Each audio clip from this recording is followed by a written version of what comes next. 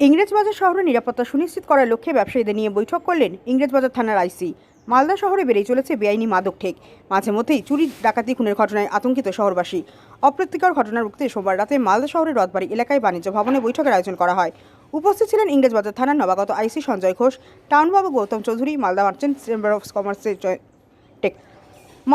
Chamber of কমার্সের সভাপতি জয়ন্ত কুণ্ডু সহ সভাপতি কমলেশ বিহানী, সম্পাদক উত্তম বসাক, উপদেষ্টা মণ্ডলীর সদস্য বিমল চন্দ্র দাস, বঙ্গীয় স্বর্ণশিল্পী স্বর্ণ ব্যবসায়ী সমিতির সম্পাদক উজ্জ্বল সরকার সহ অন্যান্য ব্যবসায়ীরা।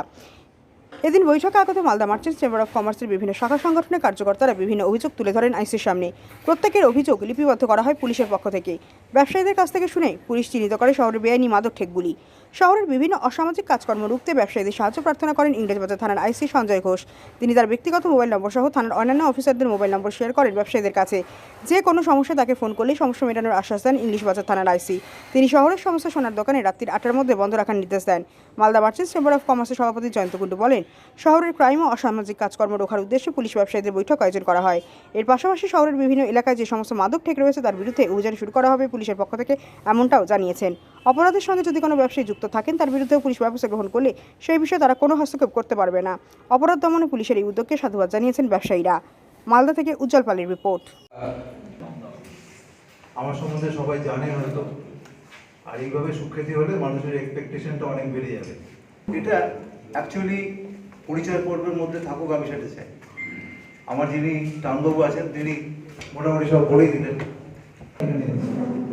আপনারা পাশে থাকুন, বাকিটা আপনাদের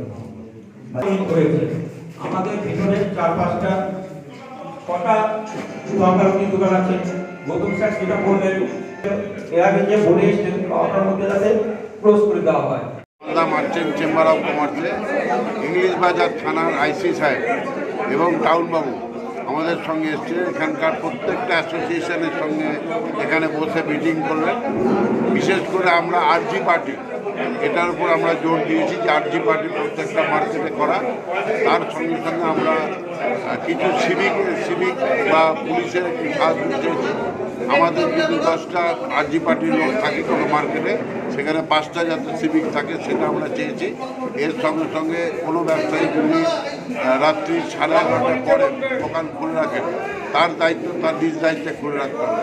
পুলিশ যদি তার প্রতি অ্যাকশান নেয় তার জন্য চেম্বার অফ কমার্স কোনো রকম তাকে সহযোগিতা হাত বাড়াবে।